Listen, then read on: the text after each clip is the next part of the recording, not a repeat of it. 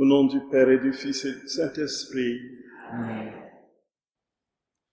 Chers frères et sœurs bien-aimés dans le Seigneur, nous voulons rendre de vives actions de grâce à notre Dieu, le premier et le dernier, celui qui nous a donné la vie, le mouvement et l'être, et qui nous a prédestinés à être pour lui des fils adoptifs, comme dit Saint Paul, par Jésus le Christ notre Seigneur.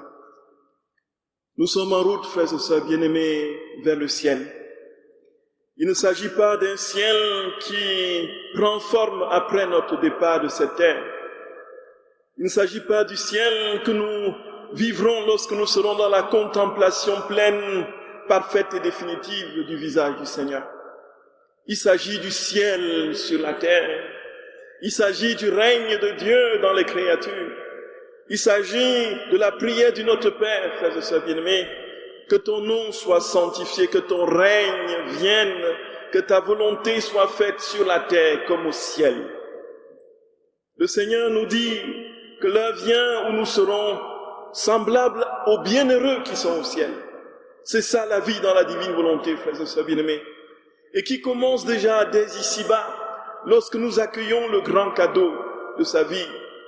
Voilà pourquoi nous sommes dans une action de grâce jubilatoire, conscients de ce cadeau inouï, qui dépasse et défie tout ce que nous pouvons imaginer dans l'ordre humain, qui nous est révélé et qui nous est donné aujourd'hui. Frères et sœurs bien-aimés, il s'agit de croire de tout notre cœur que ce que le Seigneur dit, il le réalise toujours. Ce qu'il promet, il effectue. Il n'a jamais menti, il n'y a pas un seul brin de mensonge en Dieu. Ce qu'il dit, il le réalise toujours. Et comme il a dit, puisqu'il nous a enseigné cette prière, il ne peut pas ne pas la réaliser. Voilà, frères et sœurs bien-aimés, la vie dans la divine volonté. Nous avons une claire compréhension dans ce que nous pouvons comprendre des trois personnes de la Trinité, de leur nature, de leur personne, de leurs actions. Et nous sommes parfois loin d'imaginer ce qu'ils sont capables, frères et sœurs bien-aimés, de faire dans les créatures. Il faut dire que contrairement à d'autres religions, où Dieu se suffit dans une sorte de béatitude transcendante, loin des préoccupations des humains, venant aux humains simplement pour les châtier et infliger une justice pratiquement redoutable, notre Dieu, frères et sœurs bien-aimés, s'il partage une béatitude, certes profonde, parfaite, dans les trois personnes divines, son seul projet, c'est de nous la communiquer. Et c'est pourquoi, frères et sœurs bien-aimés, j'aimerais qu'aujourd'hui, nous parlions de la divine volonté dans ce qu'elle est. La dernière fois, nous avons parler de Luisa Picaretta et de sa vie et du message qu'elle avait reçu. Et naturellement, nous avons, dans les étapes de sa vie, tiré des leçons pour notre propre cheminement dans cette vie dans la divine volonté.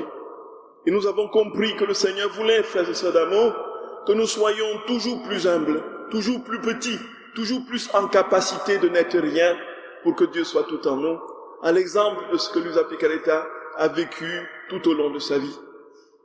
Nous voulons rendre de vives actions de grâce au Seigneur pour ce cycle sur la divine volonté au cœur de Paris qui traduit justement le projet que Dieu a, frères et sœurs bien-aimés, de ramener d'une manière parfaite aujourd'hui, plus que jamais, et plus rien ni personne ne peut l'arrêter, amener toutes les créatures à sa ressemblance, à la ressemblance initiale. Après Luisa Picaretta la dernière fois, frères et sœurs bien-aimés, posons-nous la question aujourd'hui, qu'est-ce que la divine volonté? Nous en parlons et nous en parlons encore. Et on en entend parler. Qu'est-ce que c'est que la divine volonté? Frères et sœurs bien-aimés, la divine volonté, dans un premier temps, n'est rien d'autre que la volonté qui régit les trois personnes de la Trinité. La volonté du Père, la volonté du Fils et la volonté du Saint-Esprit, en fait, qui ne sont pas trois volontés, mais une seule et unique volonté. Cela veut dire que le Père n'a de volonté que celle du Fils.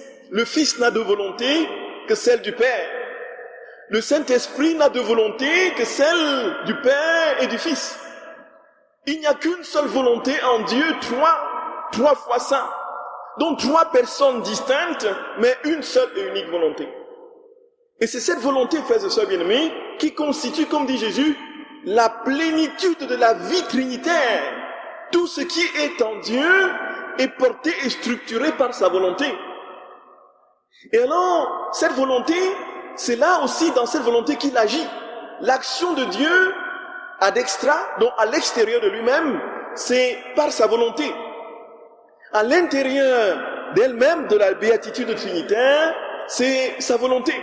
Donc Jésus dit que la volonté, la divine volonté, c'est la plus grande. Ce n'est même pas un attribut, c'est ce qui constitue même Dieu dans ce qu'il est. Son essence qui est amour, et qui dit divine volonté dit amour. Alors, frères et sœurs bien-aimés, Jésus le révèle à Luisa Picaretta au tome 15.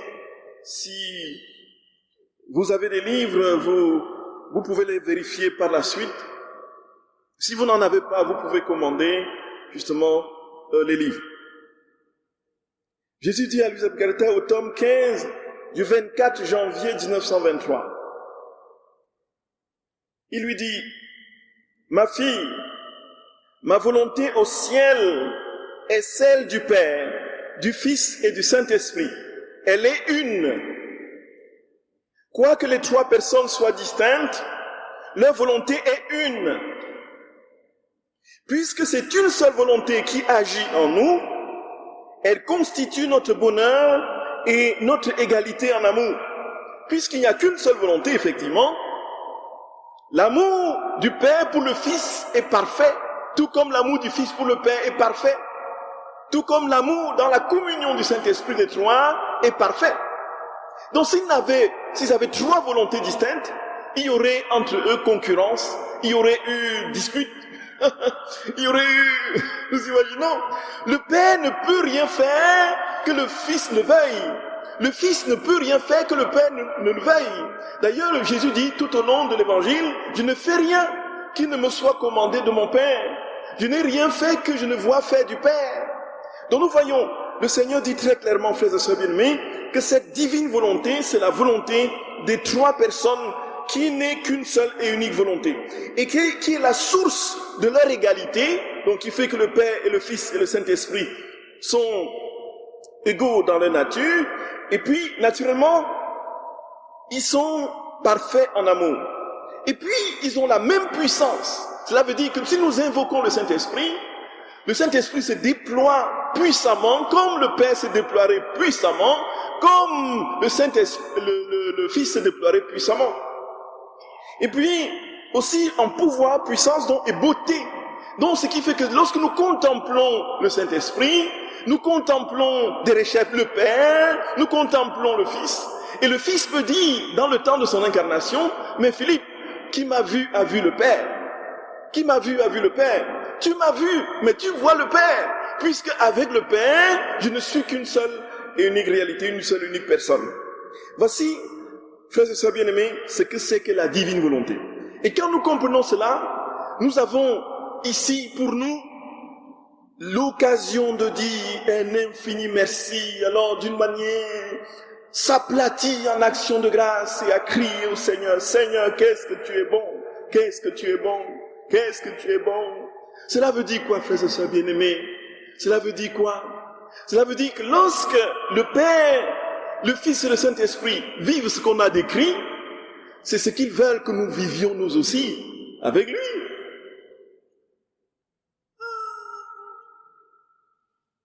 C'est fou! C'est fou, frères et sœurs bien-aimés. C'est-à-dire que nous partagions une commune volonté, que nous partagions une commune béatitude, que nous partagions un commun amour, que nous partagions un commun pouvoir, que nous partagions une commune beauté. Et Jésus dit à Luisa Picaretta, et si, au lieu d'une volonté divine, unique, il y en avait 3, nous ne saurions être heureux, encore moins rendre les autres heureux. De plus, nous serions inégaux en pouvoir, sagesse et sainteté, etc. Notre volonté unique, dit notre Seigneur, est notre seul bien, duquel coulent des mers de bonheur. Donc le seul bien de Dieu, c'est sa divine volonté, c'est sa volonté unique. De cette volonté unique coulent des mers, des océans de bonheur. Voyant la grande valeur qui résulte de notre unité d'action dans la divine volonté, notre volonté veut aussi agir en unité dans 3 personnes distinctes. Voyez, frères et sœurs bien-aimés, nous avons ici pour nous aujourd'hui l'occasion de comprendre ceci, que tout ce que nous venons de décrire, le Seigneur veut nous le faire vivre ici-bas, aujourd'hui et maintenant. Le Seigneur veut introduire dans nos cœurs la béatitude du ciel. Il veut introduire dans nos vies, frères et sœurs bien-aimés, la réalité des 3 personnes dans leur puissance, beauté, intelligence, sagesse, sainteté. Il veut introduire la Trinité au cœur des créatures. Voilà la vie dans la divine volonté. Voilà la divine volonté, frères et sœurs bien-aimés. Et le Seigneur, très clairement, le martèle à différents endroits. Le moment est venu où je veux donner aux créatures notre ressemblance, où je veux donner aux hommes ce que nous sommes, où je veux rendre l'homme à son image et à sa ressemblance première, avec moi, avant qu'il ne dise non à mon amour. Et alors, si c'est la volonté, si cette divine volonté est le centre de la divinité, c'est aussi dans le cœur de toute chose. Donc tout, frères et sœurs bien-aimés, est dans la divine volonté. C'est la vie, dit Jésus, de toute chose. Ça veut dire que tout, absolument tout est mu par Dieu. Tout est mu par Dieu. Tout est porté par Dieu. Donc nous baignons en principe, y compris ceux qui ne connaissent pas Dieu, ils baignent en Dieu. Ils baignent dans la vie de Dieu, puisque Dieu leur a donné la vie. Le mouvement est là. Ils ne peuvent pas bouger un seul sourcil si Dieu ne le permet. Ils ne peuvent pas marquer un pas si Dieu ne le permet. Ce qui fait que Dieu, Jésus dit à Luisa Picaretta, que la divine volonté, c'est le centre de la vie de toute chose. Et il ne peut pas avoir quelque chose qui soit en dehors de la divine volonté. Et ça, quand nous aurons creusé un peu plus, frères et sœurs bien-aimés, quand vous lisez, vous comprenez un peu plus. Cela veut dire quoi? Cela veut dire que même celui qui travaille à combattre Dieu, à combattre Jésus et à détruire l'Église, celui-là, il ne peut mouvoir et sa parole et son crayon ou ses coups, je ne sais pas de quelle nature, où il combat, il ne peut rien mouvoir dans ce sens de son action maléfique si Dieu ne le permette. Le brigand qui prend un pistolet pour aller cambrioler une banque, si Dieu lui demande de s'arrêter, il va s'arrêter. Vous connaissons l'épisode dans l'Écriture de la femme de Lot, lorsqu'elle s'est retournée pour regarder Sodome et Gomorrhe en feu. Il lui a été dit de ne pas se retourner. Mais elle a voulu être curieuse, et qu'est-ce qu'elle est devenue? Elle est devenue une statue de sel. Dieu peut rendre tous les brigands, en une fraction de seconde, les transformer en statue de sel, voyez, ou en statue de bronze, voyez. S'il l'opérait, on verrait des tas de bronze, des statues de bronze dans les rues, voyez. Mais il laisse faire, tout simplement parce que c'est lui qui meurt toutes choses. Mais s'il n'est pas l'auteur de l'acte pécamineux que ce brigand veut effectuer, il est tout de même celui qui a donné au brigand la possibilité de se mouvoir. Il ne cautionne pas son acte, mais il laisse que son acte, nous voyons là qu'il a inscrit dans la nature une sorte de courant divin, on pourrait dire comme ça, frères et sœurs bien-aimés, encore une fois, qui n'est pas du panthéisme, c'est-à-dire que Dieu contient toutes choses. C'est Saint Paul qui dit dans l'Épître aux Corinthiens, qui a connu les pensées du Seigneur, qui a été son conseiller pour l'instruire, qui lui a donné en premier et mériterait de recevoir en retour, car tout vient de lui, tout est en lui, tout est pour lui. À lui la gloire pour les siècles et les siècles. Tout est en lui. Saint Paul l'a dit. Et donc, Jésus dit à Luisa Picaretta que cette divine volonté contient tout. Et donc, nous sommes, en principe, tout simplement amenés à ouvrir notre cœur pour laisser Dieu se donner pleinement, totalement, parfaitement. Quand nous parlerons de fiat, en commençant par le fiat de la création, nous comprendrons que tous les éléments de la création, frères et sœurs bien-aimés, sont régis par l'amour de Dieu. Tout, dans le moindre de l'infiniment petit à l'infiniment grand, est régi par l'amour de Dieu et porté par Dieu. Donc nous pouvons voir l'action de Dieu en toutes choses. Si les réalités créées ne contiennent pas Dieu, si on ne peut pas voir Dieu dans un caillou ou dans un arbre ou dans ou sur une montagne, tout ce qui est arbre, caillou, montagne sont en Dieu. C'est ça la différence entre le panthéisme justement et la divine volonté.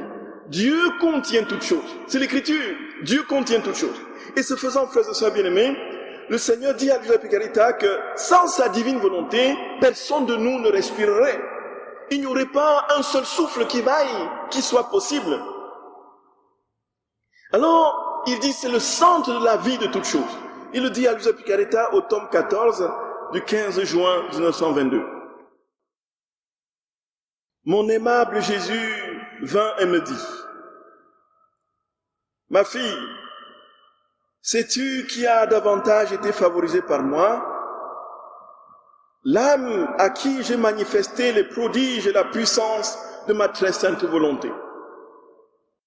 Toutes les autres choses sont des parties de moi, alors que ma volonté est le centre et la vie de toutes choses.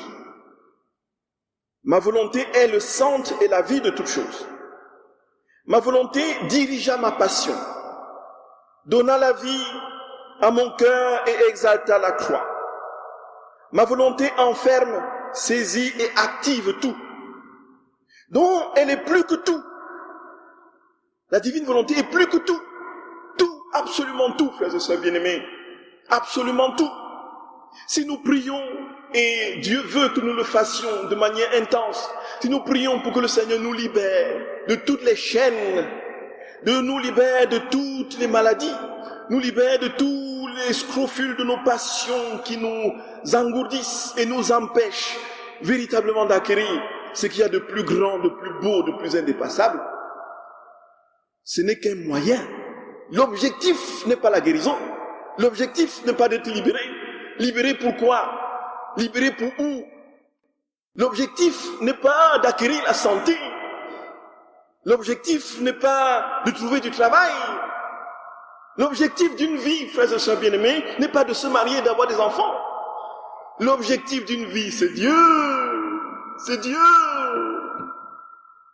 C'est la divine volonté. C'est la divine volonté. Dieu, Dieu, Dieu, frères et sœurs d'amour. Dieu, Dieu, Dieu, Dieu. Et dans la divine volonté, nous demandons Dieu. Nous prions pour que Dieu se donne à nous. Et s'il veut en passant nous donner ce qu'il faut pour l'obtenir, pour l'acquérir, oui. Et c'est pourquoi nous prions davantage pour que le Seigneur nous délie des chaînes spirituelles maléfiques. Nous prions avec force et intensité. Pourquoi? Parce que nous ne pourrons pas acquérir ce grand don si nos vies sont encore entachées par la bave du ponéros. Frères et sœurs d'amour, nous vivons pour Dieu. Saint Paul a dit et l'a martelé, si nous vivons pour le Seigneur. Si nous mourons pour le Seigneur.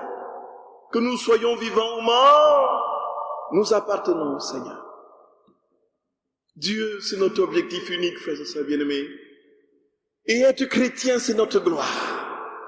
Être chrétien, cela dit uni au Christ, dans cette consubstantialité que produit la divine volonté, dans ce qu'elle a de communion réelle d'une âme divine avec l'âme d'une créature. Voilà l'objectif de notre vie. Et voilà notre gloire. Et voilà notre gloire. Je suis chrétien, voilà ma gloire, comme dit ce chant ancien.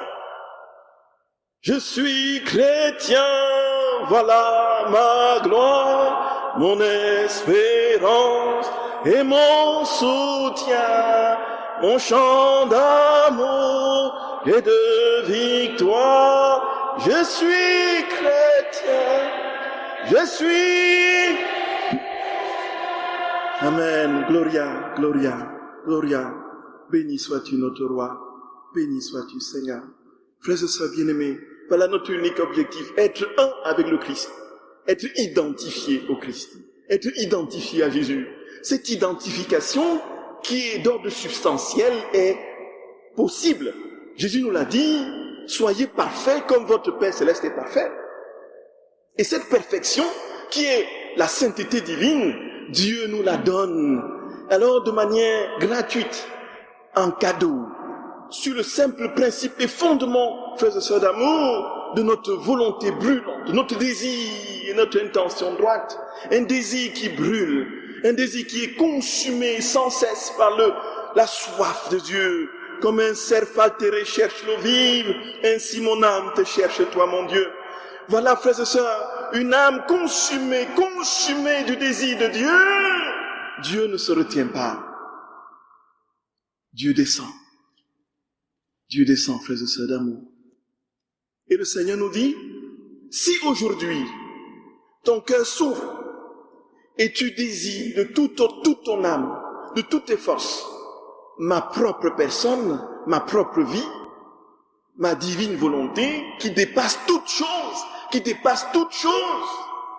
alors, je te donne tout d'emblée, comme si tu buvais un verre d'eau.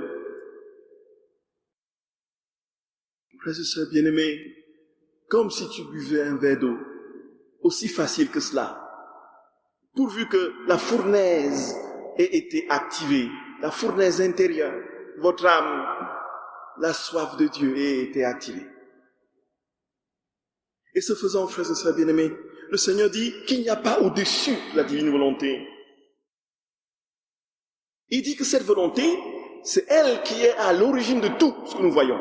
C'est cette divine volonté qui est à l'origine de la création, qui a activé la création, qui a activé la rédemption, qui a donné, qui a activé, exalté la croix, dit Jésus, qui a donné la vie à son cœur. Tout est divine volonté, tout est dans la divine volonté.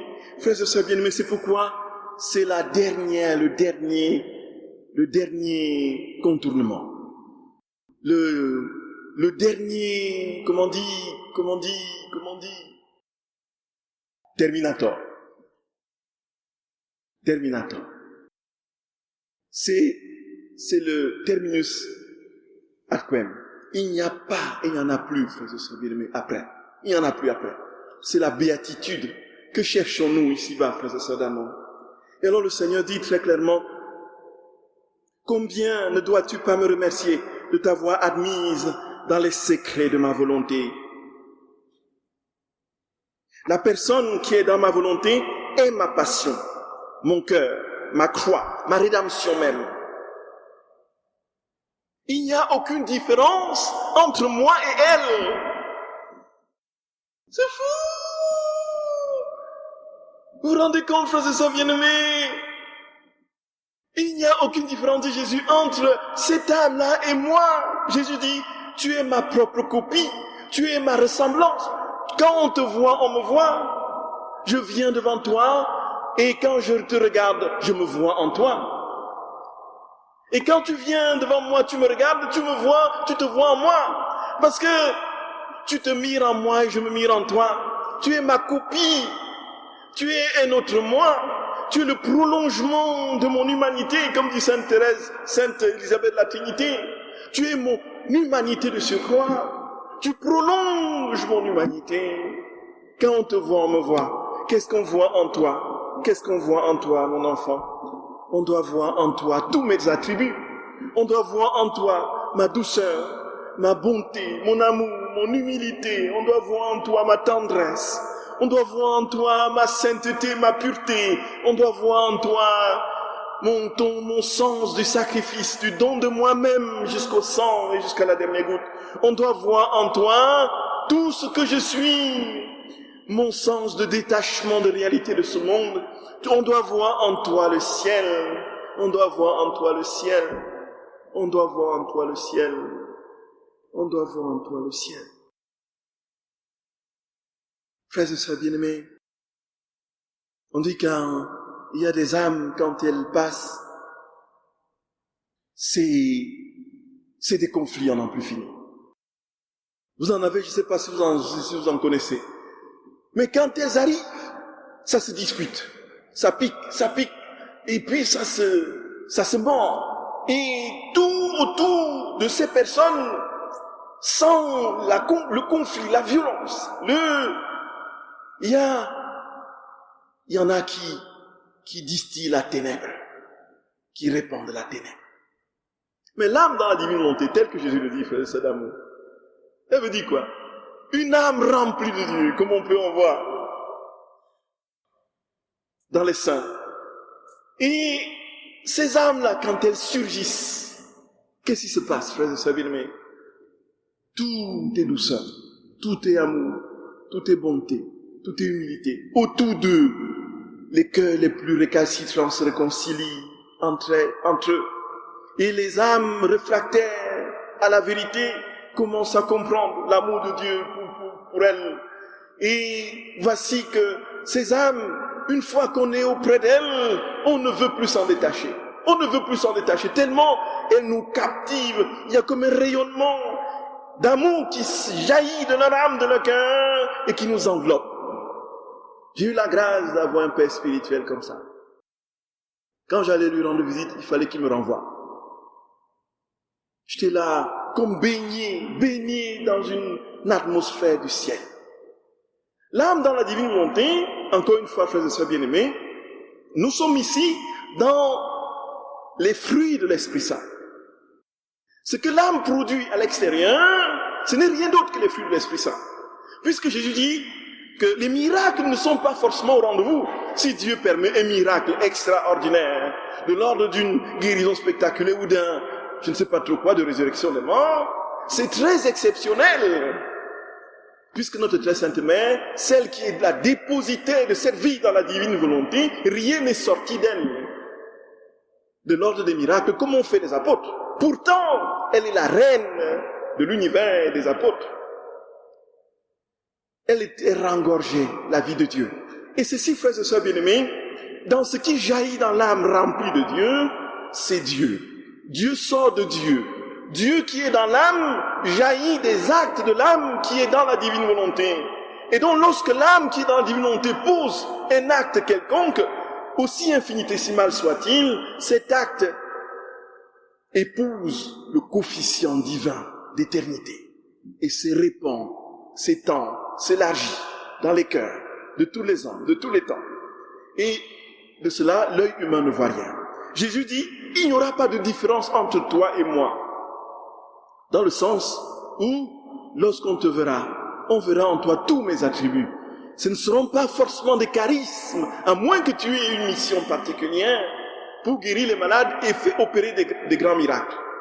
Mais la seule condition, et c'est cela, frères et sœurs bien-aimés, de la vie dans la divine volonté, c'est la possession de Dieu qui, pour ce qui nous concerne, est silencieuse. Aujourd'hui silencieuse. Peut-être demain manifeste et pleinement éclatante. Et parfois je me dis, Seigneur, si tu avais décidé de te montrer, parce que nous imaginons que Dieu se montre à nous, frères et sœurs bien-aimés, qu'est-ce que vous feriez? Si Jésus apparaît devant vous là, si Dieu vient dans toute sa gloire, et même s'il apparaît, dans ce qu'on peut avoir des apparitions, c'est dans la proportion de ce que l'homme peut voir et vivre, tenir sans mourir. Puisqu'il est dit, l'homme ne peut voir Dieu sans mourir. Si Dieu apparaissait devant nous, frères et sœurs d'amour, si Dieu venait là, devant nous complètement, dans toute sa gloire, dans la manifestation de sa puissance, mais nous serions tellement ravis et tellement saisis dans une joie, un amour extatique qui feront que notre corps ne tiendra plus. Notre âme quitterait notre corps rapidement, voyez? Donc si toutes les âmes qui vivent dans la divine volonté avaient des manifestations de cet ordre-là, il y aurait quantité qui seraient déjà morts, voyez? Voyez? Mais Dieu, lui, comme il veut que nous vivions pour continuer à disséminer sa vie au cœur des créatures, alors il ne se montre pas. Ce n'est pas qu'il ne veut pas se montrer. On ne peut pas imaginer un père qui donne la vie à ses enfants sans vouloir se faire voir. Ce n'est pas compréhensible. C'est tout simplement parce que l'homme, depuis qu'il a quitté le giron de Dieu, ne peut plus tenir devant Dieu sans être pulvérisé par l'éclat de sa sainteté, de son amour et de tous ses attributs. Donc Jésus dit très clairement, il faut le prendre au mot et croire qu'il dit vrai, que nous devenons véritablement des petits Jésus.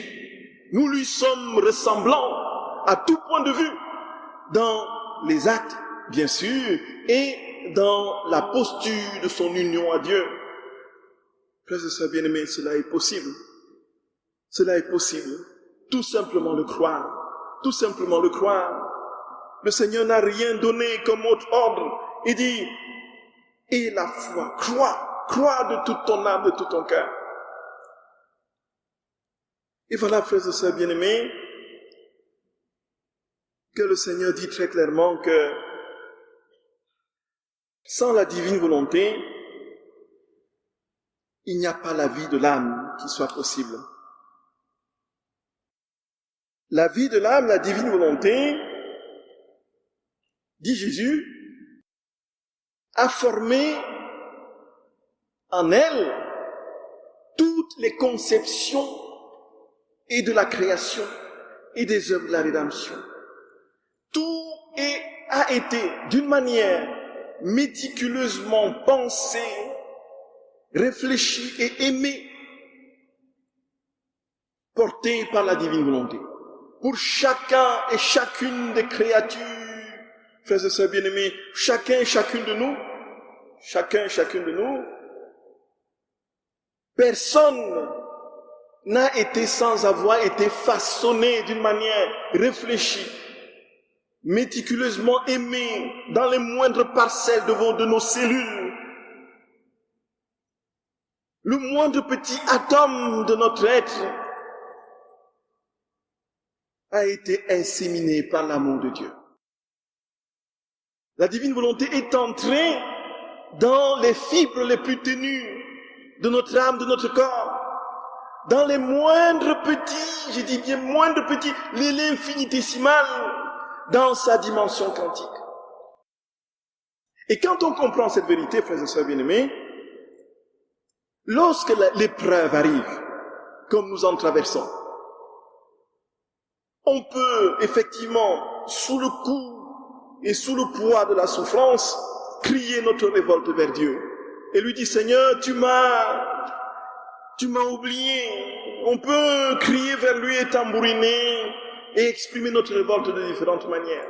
Mais quand nous arrivons à ces vérités, et si nous avons véritablement compris et intégré cette vérité selon laquelle nous sommes aimés, la divine volonté parcourt et travaille la moindre fibre de notre âme, la moindre fibre, le moindre atome de nos cellules, de nos corps, ainsi de suite.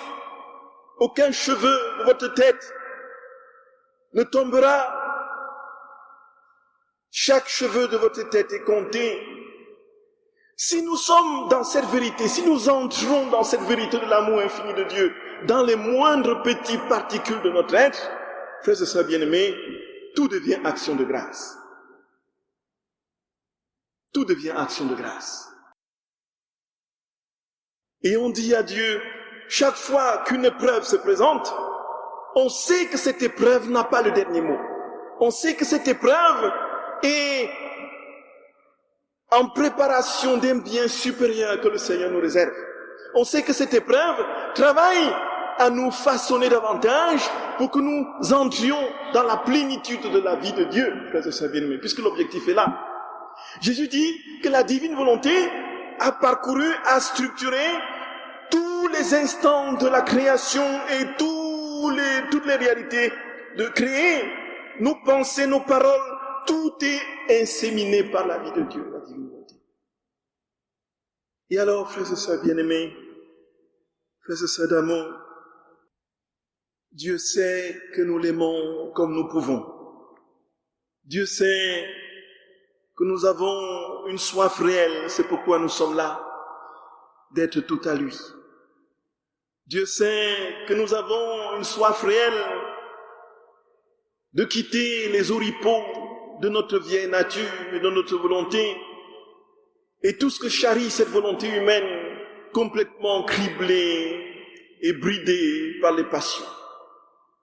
Dieu sait que nous avons cette soif réelle du ciel et que nous voulons déjà dès ici-bas avoir cette plénitude de vie qu'il nous a promise. Il voit notre bonne volonté, frères et sœurs bien-aimés. Si l'épreuve n'est pas absente de notre chemin, croyons de tout notre cœur que notre désir, le Seigneur le prend en compte et que sa promesse est vraie et se réalisera. Et je nous en supplie, frères et sœurs d'amour, ne nous décourageons pas. Je mets un point d'orgue là-dessus, frères et sœurs bien-aimés, parce que j'écoute tellement de personnes en souffrance. Et ceci nous dit une chose, frères et sœurs bien-aimés, je nous en supplie. Ce qui nous attend au bout du tunnel, c'est la gloire, la lumière infinie de notre très saint Seigneur, qui, selon ce qu'il a promis, nous ne savons pas quand, va se réaliser déjà sur cette terre. Et c'est pourquoi, frères et sœurs bien-aimés, lorsque nous reprenons ce psaume 23 qui retentit encore plus fermement que jamais dans ces conditions, ce psaume a la saveur de la divine volonté. Ce psaume a l'odeur de la divine volonté. Ce psaume a la texture de la divine volonté. Quand je traverserai les ravins de la mort, je ne crains aucun mal. Si je traverse les ravins de la mort, je ne crains aucun mal. Le Seigneur est mon berger, je ne manque de rien. Sur de près d'herbes fraîches, il me fait reposer. Il me conduit par les justes chemins, me fait revivre. Si je traverse les ravins de la mort, je ne crains aucun mal. Car tu es avec moi, ton bâton me guide et me rassure.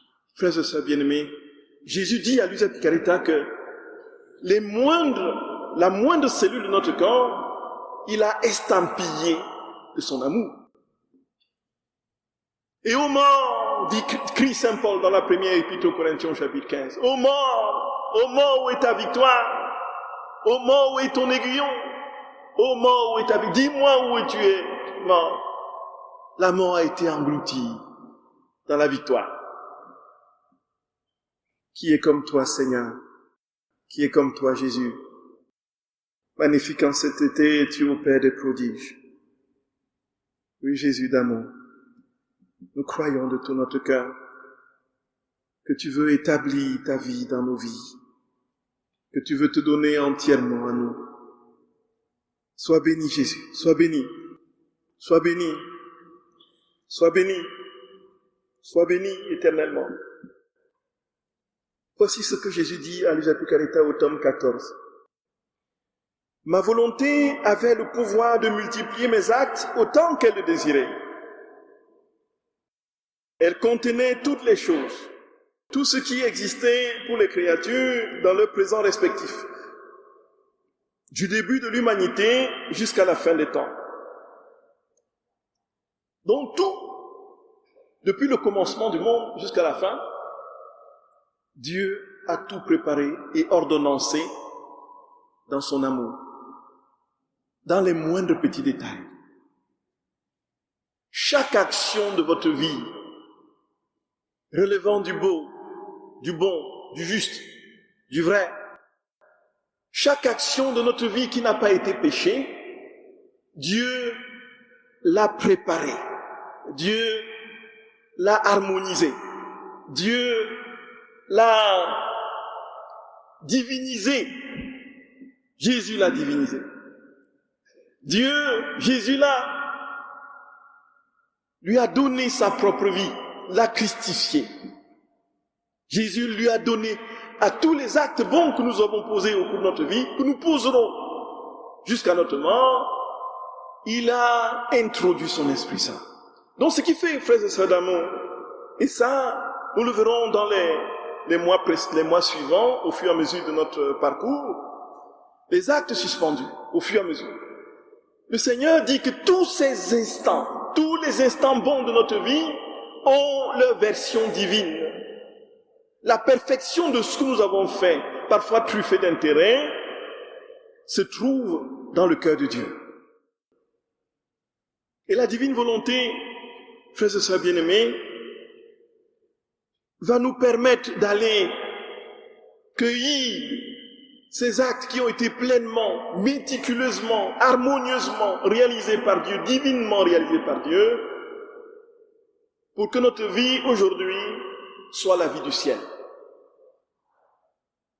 Et alors, il dit, tout, absolument tout, du début de la création, tout ce qui existait depuis la création, jusqu'à le présent respectif, du début de l'humanité jusqu'à la fin.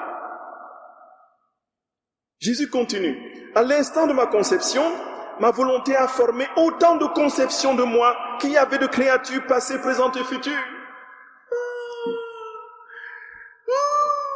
C'est fou! C'est fou! Frères et sœurs bien-aimés, est-ce que nous avons compris? Est-ce que nous avons compris, frères et sœurs bien-aimés?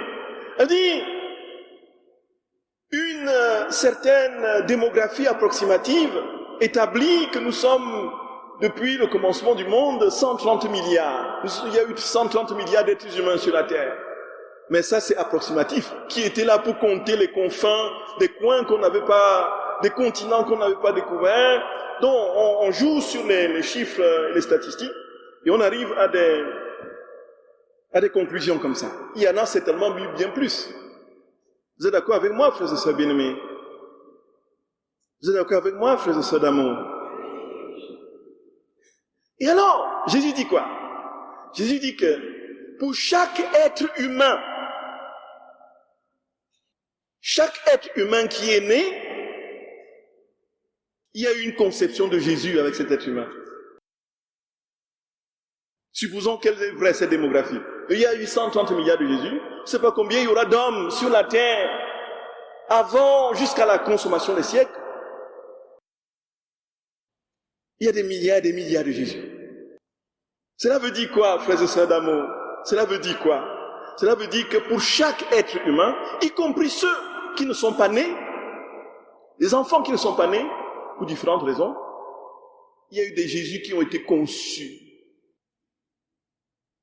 Et si on ajoute cela à la population vivante, c'est des milliards et des milliards de Jésus. Cela veut dire quoi? Cela veut dire que pour chaque être humain, pour chaque créature, Dieu a réservé un autre Jésus. Dieu avait prévu que chaque créature serait un autre Jésus. C'est si simple que ça.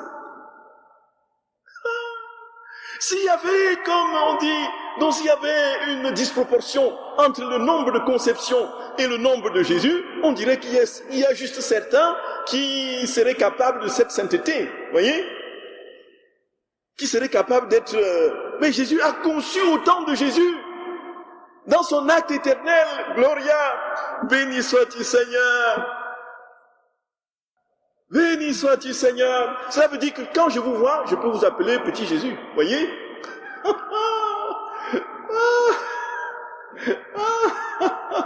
Voyez. Donc pourvu que nous remplissions cette condition, justement, naturellement.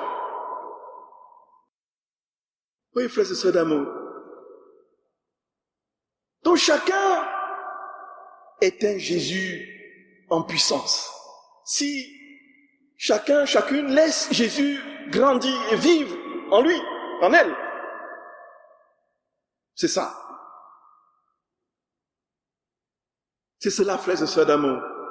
Et quand Jésus projette ce monde de demain, nous ne savons pas quand, où sa prière, la prière de notre Père sera réalisée, où le règne de Dieu sera sur la terre comme au ciel. Quand il prévoit ce monde, il dit qu'il n'y aura plus de guerre. Les âmes se verront dans le miroir de Dieu. Tous s'embrasseront, il n'y aura plus de mépris de l'un de l'autre. Il n'y aura plus de supérieur et d'inférieur. Même s'il y a des supérieurs et d'inférieurs, le supérieur fera tout pour être inférieur au supérieur, pour être inférieur à l'inférieur. Et l'inférieur fera tout pour être toujours plus inférieur, voyez? Parce que tous auront acquis la vertu de l'humilité, et cette humilité qui est la marque même de Dieu, la marque de sa puissance, la manifestation de la puissance de Dieu. Et dans son humilité, tous, puisque nous serons des petits Jésus, on travaillera à être toujours plus humbles les uns envers les autres. Voyez. Et quand nous on se verra, frères et sœurs bien-aimés, on dira, voilà comment je peux faire. Nous serons toujours en train de vouloir que l'autre grandisse. Nous serons toujours en train de vouloir que l'autre ait la première place et nous la dernière. Et comme tous seront en train de vouloir que tous aient la première place, tous auront la première place et personne n'aura la dernière place. Voyez.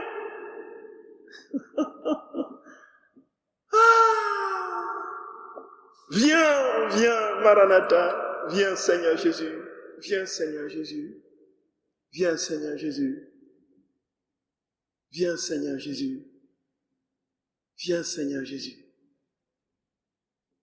Donc, Jésus dit, j'ai formé autant de conceptions de moi qu'il y avait des créatures passées, présentes et futures. Elle a réalisé des répliques de mes paroles, de mes pensées, de mes travaux et de mes pas. Il les a étendus du premier au dernier homme ayant existé, existant ou devant exister. Il y a toutes les répliques des paroles de Jésus, toutes les répliques de ses pensées, toutes les répliques, tout pour chaque être humain.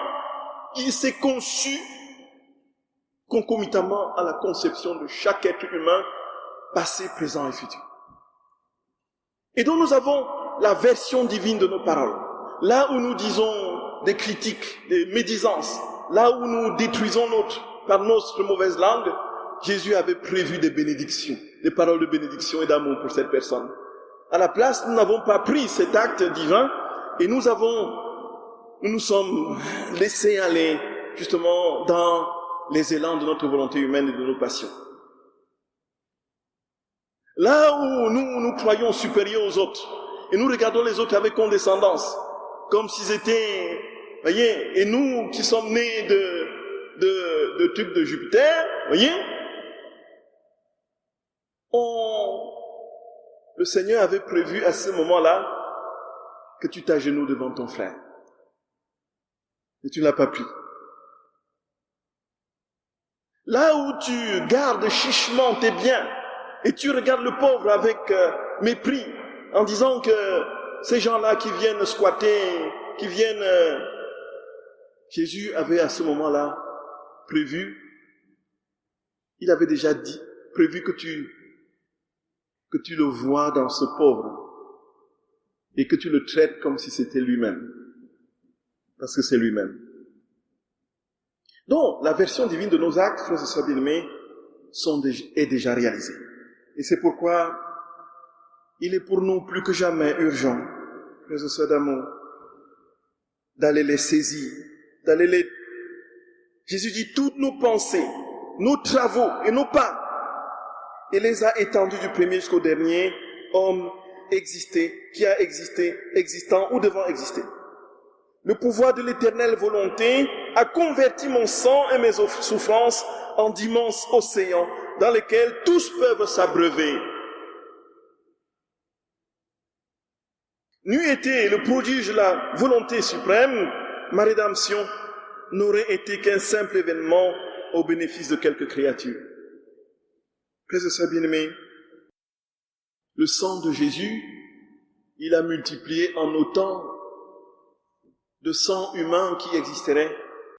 Et ce sang divin qui est un océan, qui est en rapport avec son immensité, qu'on ne peut tenir et contenir, ce sang se répand encore aujourd'hui et demande que tous viennent s'y abreuver, que tous viennent y trouver la source véritable, le réconfort et le soutien. Attends que tous viennent en cueillir les mérites. Ce sang divin, il veut l'infuser. L'infusion sanguine divine, frères et sœurs bien-aimés, est en route, où Jésus veut nous infuser son propre sang, le sang de sa vie qui coulera dans les artères et les veines de notre âme, et où nous serons toujours plus, frères et sœurs bien-aimés, ressemblants au Christ, humbles, doux, au Christ qui verse, qui donne sa vie jusqu'au don de son sang, jusqu'à la dernière goutte. Et c'est pourquoi, frères et sœurs bien-aimés, la messe du précieux sang, on ne le dira jamais assez, contient des trésors ineffables de grâce. Et d'autant plus si nous comprenons ce que c'est que la divine volonté et ouvrons nos cœurs, nous verrions le sang de Jésus couler dans nos âmes, frères et sœurs bien-aimés. Il le dit, mon sang, je l'ai multiplié en autant de créatures qui existeraient, et tous vivraient de ma vie. Les transfusions sanguines divines se multiplieraient, frères et sœurs bien-aimés, puisque une âme remplie de Jésus, qui laisse couler dans les artères et les veines de son âme son sang, il répand ce sang au fur et à mesure qu'il évolue, qu'il marche, et tout ce qui sort de lui devient vie de Dieu et se répand dans les univers et les créatures.